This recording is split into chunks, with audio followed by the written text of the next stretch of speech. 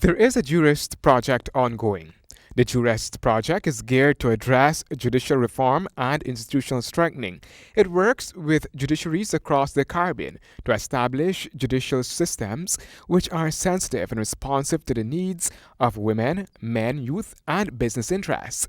Chancellor of the Judiciary, Justice Carl Singh. It is in this context that over the next 2 days, that we are going to focus our efforts to lay the groundwork for an action plan for the Supreme Court.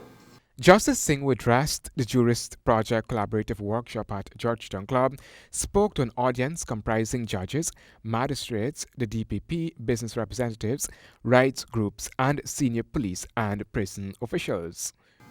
Most of you would know that over time, there have been repeated criticisms about the conduct of the courts, significantly in relation to its treatment of domestic violence cases and the victims of domestic violence. The business community bemoans delays in our courts. And I would be the first to say justifiably so. The phenomenon of backlog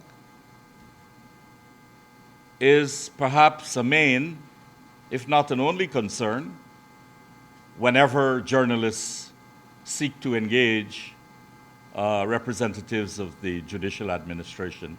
Speaking on the behalf of the Canadian High Commissioner to Guyana, Daniel Joly, who is the Consular Development Aide at the Canadian High Commission in Georgetown, stated that in the past few years, Canada has been lending support to the establishment of the family court and continues to provide support through the strengthening of the local criminal justice system. Canada works alongside Guyana to safeguard Guyanese citizens and promote and protect their human rights, particularly those of vulnerable groups such as women and children and the LGBTI community.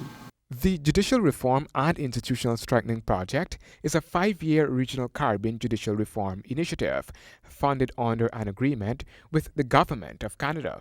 It is being implemented on behalf of Global Affairs and CARICOM through the Caribbean Court of Justice.